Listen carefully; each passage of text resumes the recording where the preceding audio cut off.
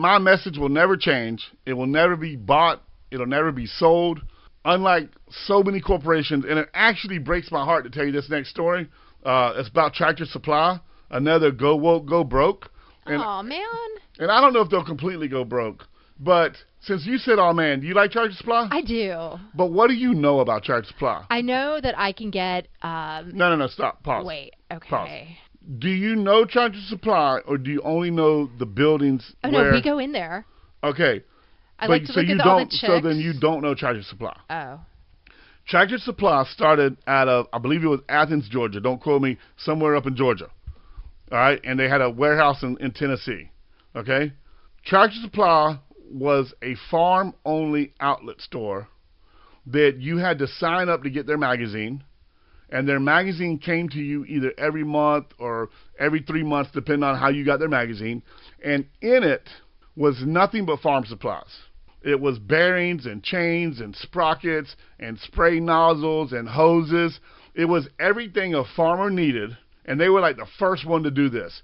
Them and Jeffers. Jeffers was another brand. And they were an outfit, a company that catered you, and you could order through a website, but you could pick up the phone and call, and you got a representative, and you were able to talk them through, because sometimes, especially when you're a farmer like I farm, you don't have brand new John Deere equipment. So you'd call them and be like, hey, listen, I got a farm all from 1969, and they'd be like, oh, yeah, Mr. Morris, we know exactly what you're talking about. Go to this page in the catalog, go down to bearing, go down to ABC, click on that one, and it has the size of your shaft for the shaft that held the bearing, and they would talk you through everything, and you would order them. They'd show up on your porch like 2 days later, 3 days later. If you needed it overnight, you could pay for overnight, and they got your farm back running. And everybody that I know that used Tractor Supply, at first it was weird, because in the old days you used Napa or the parts store or Caterpillar had a shop in your hometown. A lot of those places started to go away. And they stopped stocking the older equipment. So you'd go into the Caterpillar store, and you go into the Farmar store, and it was a tractor place in town, right, down in Pahokee, or the New Holland, or whatever. The brand didn't matter. You'd go in and you'd order something for your planter or your cultivator, and they'd be like, oh, man, that's from 1979. We don't stock that no more, but we got a guy up in, Wabash, Georgia, and he can get it here in 4 days. So you had to order. So it was getting hard. They were almost just like in the car business. They were trying to force you out of old equipment and get you to start buying new equipment, and they only stocked new equipment parts. But Tractor Supply was this gold mine, this secret cavern, if you will, for farmers to be able to get in the magazine, get on the phone, talk to somebody, get the parts you needed, get them back to your farm within 1 to 2 days, and get everything back going so you could keep producing. And then, I don't know exactly when. Do you have the date when they started their stores? Yeah, it was in 1938. No. Not their building. Like when they started these, like we have one in Lake Mary. There's one in every city now. Yeah, they have over 2,000 stores. Yeah, but they didn't, that was in like 1999, right? 98? Do you remember? Well, I'm looking at their Wikipedia page, and it says they were founded in 1938. Yes. 2,200 stores by 2023. Yes, and they're putting up stores all the time. But here's my problem with them. And I'm going to tie this into another Joe Biden debacle and how they're destroying the farm industry. A while back, I went to Tractor Supply. It was just before Christmas. And I was bound and determined to not to use Walmart or any big box stores. I wanted to keep all of my money local. I wanted to buy more applicable, hands-on stuff for my children, things they could use. Like, I've told this story before. One year we had longboards handmade by a guy in Winter Park, and we had a bicycle, made for a lady in a bicycle shop. So we go to Tractor Supply, and we're buying a bunch of stuff, Amy and I, and we're going over everything, and we're looking. And then for some reason, now we have 8 kids. We had spent it was like $2,200. We had 3 buggies full of stuff. We had stuff for my parents, stuff for my sisters and brothers, because Tractor Supply is the place, like you said. It's like awesome. A Walmart for farmers. Yes, it is. It has all your feed and needs and supplies and medicines and dewormers and vitamins. Right, all those medicines that cost so much at the veterinarian. The vet, yeah. Like, even if you're not a farmer and you have a dog, do you know you can go buy dewormer? I do. And you can buy a 5-year supply at Tractor Supply Yep. for the same price of a month's supply at your veterinarian. Yes, you Now, can. don't get me wrong. Your local veterinarian be like, oh, what if you kill your dog? Or what if you hit a vein? Or what if you do something wrong? Or, well, guess what? I mean, we're still paying our vet a lot. Right, okay. If I can cut corners, I'm going to do it. Right, I don't blame you. I only bring in a vet when it's something above my pay grade and I can't figure it out. On the farm, my dog, I do all my own dog medicine. And I've been doing that since 1990. And your dog looks good and healthy. Brody's a beast, ain't he? A beast. So Tractor Supply started doing these. We're going to start reaching out to farmers in their communities, making it better for the farmers. And we're going to start putting up pop-up stores, locations, where we'll have like 80 or 90% of our magazine in the store. There may be some items we don't carry. You still have to order online. But for the most part, we'll have it in the store. And then we're going to add work clothes and work pants and boots and gloves and all kind of stuff. And then we're going to add some pots and some flowers and some decor. And some chicks. And some little baby chicks. And we're going to get the guys in here buying for the farm. Oh, we're going to add a trucker section where we have all the high-grade oils and motors and transmissions and everything you need to operate a semi. And they really just started catering to a broader spectrum of people. And they got the moms and the wives in there. I'm not upset. I'm not saying you should have been upset. But does this matter? And it may not matter to you. It may not. But in a world where feed has gone up, supplies have gone up, dewormer has gone up, Tractor Supply, and now I will say this, it's a twofold situation. For the people who were previously registered as farmers, and they could go into their Tractor Supply log, because you give them your phone number when you go to Tractor Supply, and they could say, all right, Morris Stanley Farms have been buying ivermectin for the last 10 years. And I know a couple of the managers at a couple of the stores, and they were like, Mr. Morris, we can't accept the liability. We got people that come in here that we know they've never been on a farm in their life. They don't even know what to ask for, and they're buying all the ivermectin we got in the store. People were going into Tractor Supply, and they were buying tubes of ivermectin paste that were made for a 2,000-pound horse. And they were eating the whole tube. Well, they're idiots. You know, and so Tractor Supply, I understand why they did it, but are they the police? Are they supposed to be the police? Are they acting on the government's behalf? And then... Well, they knew that people were just going and being dumb about it and getting too much, or getting it at all and not knowing what to do with it. And they wanted to make sure that you guys still had it available for your animals. Yes, that's why I said it's a two-phase situation. They were protecting the farmers and helping us, but they also took it upon themselves to be the role of the police to say, you can't buy this here, even though we sell it. You know, and I don't really care about that part, to be honest with you. That part doesn't bother me.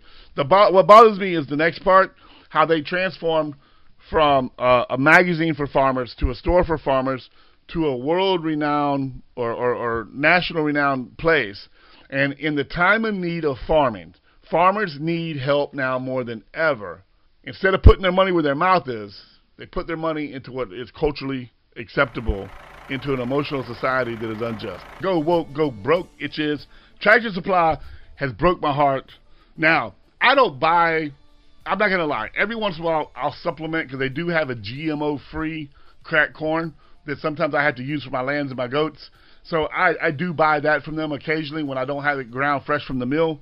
But I don't buy a lot of stuff feed-wise from Tractor Supply. I use them for parts, for oils, for ivermectin, for dewormer, for safeguard, for bedding material, stuff like that. And one of the reasons is their brand, they sold it out to a company that is under the umbrella of a Chinese company. And with everything that's going on in the world today and the mRNA and all the vaccines that they're talking about infusing into food and into feed and putting it into the feed so the animals are slowly getting vaccinated throughout their life, my commitment to my customers is I know what goes in my animals' bodies. So I'm not going to take Tractor Supply's word on what they're putting in their feed, especially when they sold their brand. So it's the Tractor Supply brand. And I know it can sound confusing, but there are several different labels in Tractor Supply, but if you do your research, they're all owned by Tractor Supply. Like not Call Hard or whatever that name is, but like they're Mountain High or Mountain something pants. They're excellent work pants, by the way. They're like $9. But that's a Tractor Supply brand. There's a lot of their feeds are Tractor Supply brands, not like Nutrina or Purina or different places. They're actually owned and produced by big facilities that Tractor Supply owns. They sold a lot of those out to companies that aren't necessarily Chinese companies, but if you follow the money, the company is owned 52% by the People's Republic of China. So my commitment to you is I'm not going to buy feed like that, especially in the world we live in. So I kind of limited my exposure to Tractor Supply. On top of that Christmas year I was talking about, as my wife and I are dropping $2,200 in some change, I just flipped something over that was pretty cool. It was like, I can't remember if it was a gun. It was something for Julian. And it said made in China. Whoops. And so I was like, what? So then I flipped over something else, made in Asia. Flipped over something else, made in China. Mm-hmm. And Tractor Supply has branded themselves as, even though they have a lot of stores around the country, as your local farm store. And they win. Listen, they excel at it. You walk into the one in our town, and those people, the nicest people in the world, they call you by name. The customer service is par none. I mean, that place really makes you feel like you're walking into a local store owned by local people. It does. And they're there to serve you in a local community. But corporate Tractor Supply is like taking the side of the devil. It's all about profit margins, and there's hardly anything made in America anymore in Tractor Supply. They outsourced all of their bearings, all of their chains, all of their tractor parts. They're all made in Southeast Asia and China. So is that, real quick, is that because they've grown so much and they're not just catering to farmers, they're catering to the moms and to the people who want to have chickens in their backyard? Well, the chickens actually are from America. Right.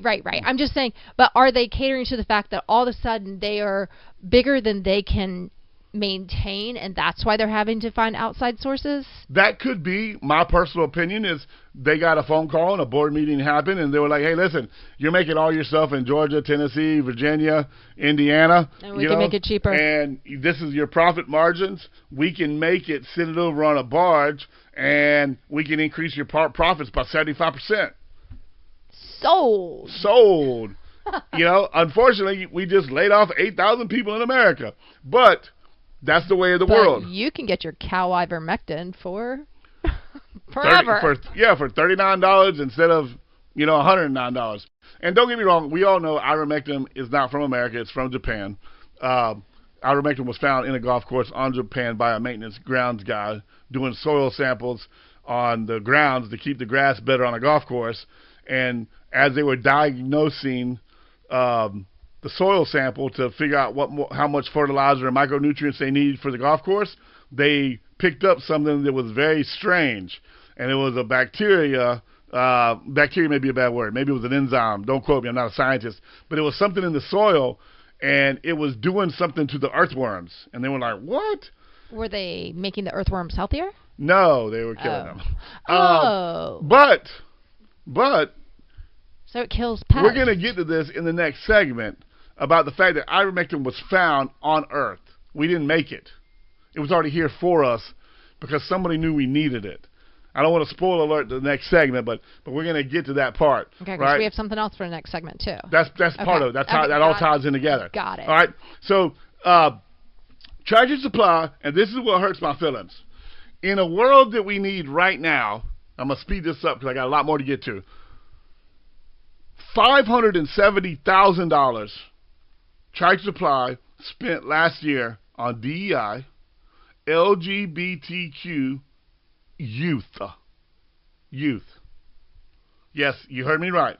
Tractor Supply thinks that kids can be trans and have the opportunity to be trans with or without their parents' consent.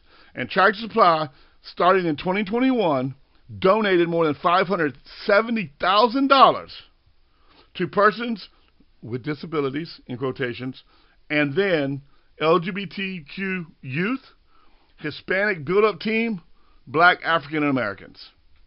Now, I'm not mad about putting money toward Black African Americans. I don't know why aren't they just Americans, but that's cool. And maybe the money towards the trans youth is actually going to counseling for them. No, it's not. It's going for the. I'm sorry, I'm a glass half full. All right. No, I'm reading it right here from the report. I believe you. It's going from their mission statement that with a company as large as we are, with the world platform that we have and the money we have, it is our duty to make sure that everyone is provided the opportunity they're supposed to have, including those lesser than us and the ones that are, it says discounted, but I don't think they meant use that word.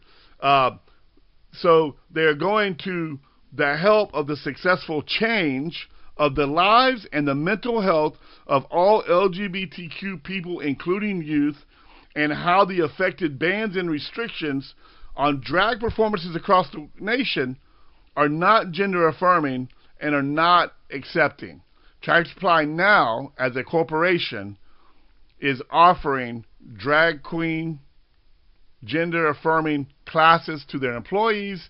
And I don't know, when you go to Tractor Supply, sometimes you'll see, like our buddy Jeff, they do it, the Recovery House. They'll be out front on a Saturday selling crosses or plaques or whatever they make at the Recovery House. And there's other veterans for something, has a booth out there sometimes where they make stuff and they sell it. You know, sometimes the Dare people will be out front. And I'm cool with that. All right? And I guess we're an equal opportunity world, but Tractor Supply is now offering up inside square footage of their store and parking lot space. Man, they must really, really want everybody to like them. But here's the problem. Go broke, right? Tractor Supply, let me pull it up. I can see the go broke part because they lost in 1 week. 1 week. Oh. $265 million. No, I'm sorry, with a B, $1 billion. Oops. Let me guess. That was since 2021, because 2021, according to Wikipedia, they were still doing really good and bringing in profits of over $1 billion. Yes, and they're still a $1 billion company. But this story that just came out, all right, they are a $12.7 billion company. Yeah. All right, that's quite impressive. All right, they have made a statement that they are going to take up leadership, and the company CEO, Hal Thornton, that they will represent all aspects of society, including the LGBTQ youth. That's what's bothering me. Tractor Supply. It's about cows. It's about cows. It's about Stay farmers. in your lane. And here's my thing. If you're a gay farmer, I don't care. I know a gay farmer. I'm not going to say his name, but listen. It's just about farming, though. It's not about who you're sleeping with. I get that. I know a gay farmer, and he is a great farmer. All right? He's an otter, all shaved up, cleaned up, bald head, ain't got no hair on him. I think they call him an otter. He's the best guy in the world. He is one of the best people on the planet. Just because he sleeps with a dude doesn't change it's not our business. It's none of my business, all right? And I've met his husband. His husband is one of the best dudes you ever met in your life, and they both can whoop your ass. No, I'm serious. Both of them can whoop your ass if you're listening to my radio show, all right? I wouldn't want to fight them. But they farm, they employ people, they raise a great product. What they do at night, and here's the crazy thing, in public, they never touch each other. When you're on the farm with them, there's no, I love you, honey, I love you. Like straight people, my wife comes out to the farm, I love you, baby. Everybody on the farm has to see me kiss her, right? I mean, we're just affectionate like that. But these two guys, they show zero affection in front of people. Now, I don't know if that's because they know that in the farming world, that could offend people and they respect other people's feelings, or if they just are so secure in their relationship that they don't need to do that in public. It doesn't really matter to me, honestly. I don't care. So I'm not against gay or LGBT farmers. Please don't misquote me. But when you were built by farms, when you're a company, Tractor Supply, and this is my commitment to you, the listeners, Morris Family Farms will never sell out. We never will. I don't care. All people are welcome. You don't have anybody to... But as we grow, see, Tractor Supply started small, like we are. Imagine 35, 40 years from now, we have 2,000 locations of Morris Family Farms. And we're syndicated, and we're on every radio show in the market. I'm not selling out. I'm not selling out for the people who built me. Tractor Supply was built by small independent farms that did not have parts rooms and parts departments and places to just pick up supplies. They had to have somebody they could count on to get their equipment back running. And Tractor Supply and places like Jeffers were those companies. And now that we, as farmers, as society, have built Tractor Supply to a $12.7 billion company, they sell us out for LGBT transgender youth programs and DEI hires to put people, just because you're a black American, into the farming workforce. And please don't misquote me. If it wasn't for a black American, we wouldn't have peanuts. Okay? Carver, his head scientist farmer was a black man that created and understood the design and the seed pattern to grow peanuts the way we grow peanuts. All right? So I'm not discounting black farmers. Please do not misquote me. But they put money into Hispanic farmers, black farmers, and LGBT youth programs. Why not just put money into farmers in your area and let everybody that's starving and having hard times get where they need to be? Well, and they take care of the farmers in their area with the 2,200 stores that they have, and then those farmers return to them to be taken care of, to get their supplies. I mean, it's so simple, but Yes. they had to make it difficult to make. They had to. They don't want to offend anybody. And here's my thing. And no disrespect to Sanford, Florida, right? If you're listening to the Panhandle, I don't know if you have an area like Sanford. But if you already got a store in Sanford and every farm in Sanford is old black guys, great. Serve them, take care of them, bless them, give them everything they need. But if you have a farm, let's say in the middle of a white neighborhood, take care of your white farmers. Take care of the people that are taking care of you. And if you have gay and LGBT farmers, take care of them. But if you've got $570,000 a year to give away, instead of saying, hey, let's help you buy more seed, let's discount our feed price, let's get ivermectin cheaper, let's get hay cheaper, let's get our fuel down, let's get our propane down. Instead of doing that, let's reaffirm transgender surgeries.